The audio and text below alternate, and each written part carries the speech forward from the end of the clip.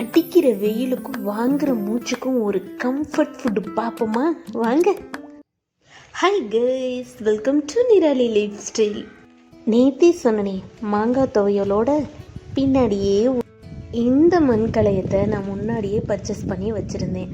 ஆனால் இந்த சம்மருக்கு தான் அது உதவும்னு நான் எதிர்பார்க்கவே இல்லை.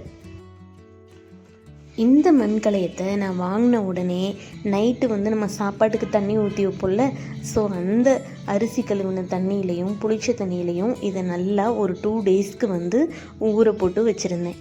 மொத்தமாக இந்த 4 திங்ஸும் நான் 85 ருபீஸ்க்கு கலெக்ட் பண்ணேன். உங்கள் ஊர்லலாம் இந்த மாதிரி திங்ஸ்லாம் எவ்வளோ பர்ச்சேஸ் பண்ணுறீங்கன்னு கமெண்ட்டில் சொல்லுங்கள்.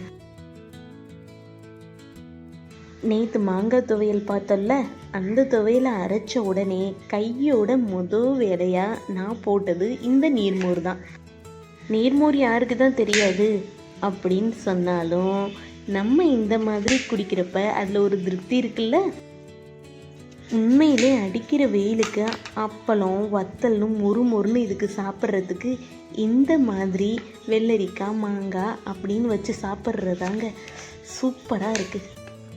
ஒரு தள்ளு வண்டி கடை மாதிரி தாங்க நான் செஞ்சு சாப்பிட்ணும் முடிவெடுத்தேன். கொஞ்சம் லேட்டாக தான் ஆகும், ஆனால் நம்மளுக்கு பிடிச்ச மாதிரி சாப்பிட்லாம்ல. இந்த வெள்ளரி நாட்டு வெள்ளரி தான்.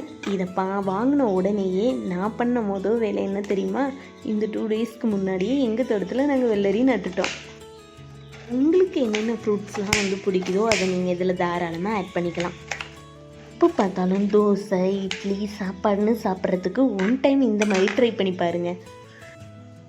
இந்த மூரில் என்ன இன்க்ரீடியன்ட்ஸ்லாம் நான் ஆட் பண்ணியிருக்கேன்னு மேலே பின் பண்ணியிருக்கேன். உங்களுக்கு வேணும்னா நீங்களும் அதை ஃபாலோ பண்ணிக்கோங்க. நல்ல ஒரு வாழை இலையை விரித்து அதில் மண்கலயத்தை வச்சு நம்ம அடித்த மோரெல்லாம் அதில் ஊற்றி வேணுங்கிற அளவுக்கு வெஜிடபிள்ஸ் ஊறுகாய் எல்லாமே அதில் வச்சுட்டு சாப்பிட்டா ஒரு திருப்தி இருக்குமே அப்பா, சொல்லவே வார்த்தை இல்லை. இந்த வீடியோவுக்கு அடுத்தே இந்த சம்மருக்கு என்ன டிஷ்ஷெல்லாம் ரொம்ப கம்ஃபர்ட்டாக நம்மளுக்கு இருக்கும் அப்படிங்கிறதவே டெய்லி விலாகாக போடலாம். இந்த நீர்மோரை பார்க்குறப்ப எனக்கு ஒரு சாங் தோணுது, உங்களுக்கும் அதே சாங் தோணுதானே எனக்கு தெரியலை.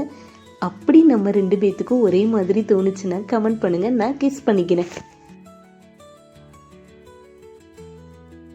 ஓகே கைஸ், சிம்பிளான ரெசிபியாக இருந்தாலும் இந்த சம்மருக்கு ரொம்பவே கம்ஃபர்ட்டாக இருக்கும். நீங்கள் கம்ஃபர்ட் ஃபுட்டாக இந்த சம்மருக்கு என்னெல்லாம் எடுத்துக்கிறீங்கன்னு கமெண்ட் பண்ணுங்கள். இந்த ரெசிபி உங்களுக்கு பிடிச்சிருந்துச்சுன்னா மறக்காமல் நிராலி லைஃப் ஸ்டைலை சப்ஸ்கிரைப் பண்ணிக்கோங்க. இதே மாதிரி ஒரு சூப்பரான வீடியோவில் பார்க்கலாம். பாய்.